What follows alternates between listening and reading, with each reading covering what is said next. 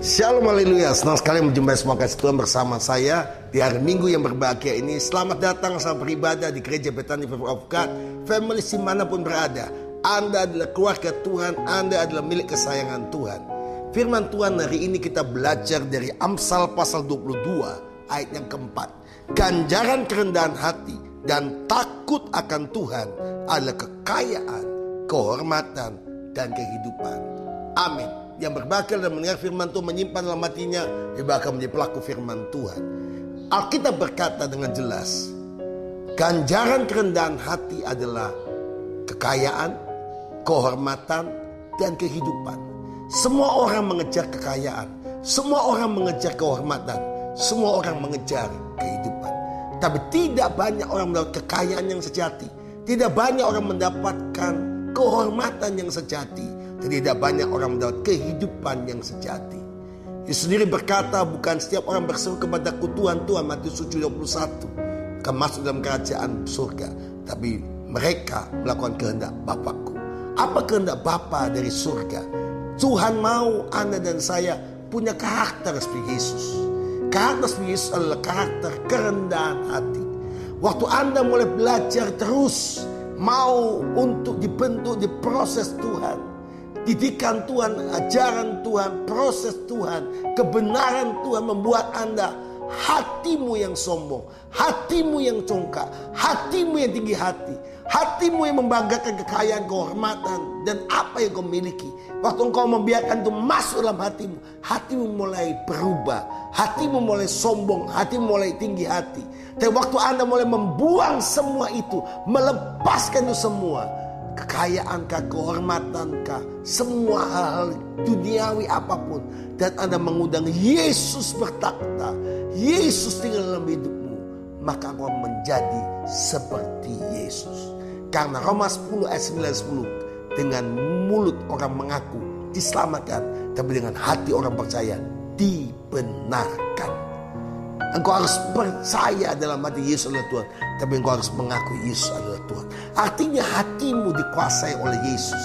Di dalam Matius pasal yang ke-11 ayat yang ke-29, pikulah kuk yang kupasang dan belajarlah daripada Yesus, kata Yesus, karena Yesus lemah lembut dan rendah hati, dan jiwamu akan mendapat ketenangan. Anda harus diubah hatimu, hidupmu harus dibentuk oleh Tuhan.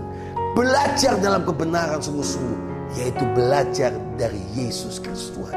Pembelajaran dari Yesus Kristus Tuhan adalah pembelajaran dia mau hati kita lemah lembut, hati kita gampang dibentuk, gampang diproses sama Tuhan, gampang diarahkan sama Tuhan, gampang di-guidance sama Tuhan, gampang untuk menjadi pribadi-pribadi yang rendah hati karena engkau mau hatimu lemah lembut dan dibentuk. Apapun Tuhan perintahkan, engkau akan ikut apa yang Yesus perintahkan.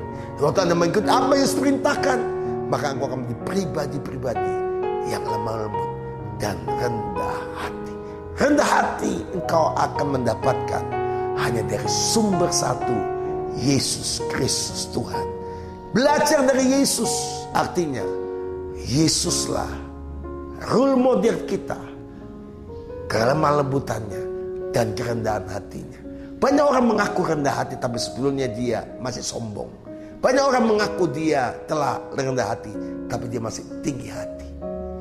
Ganjaran kerendahan hati, Amsal pasal 22 ayat 4.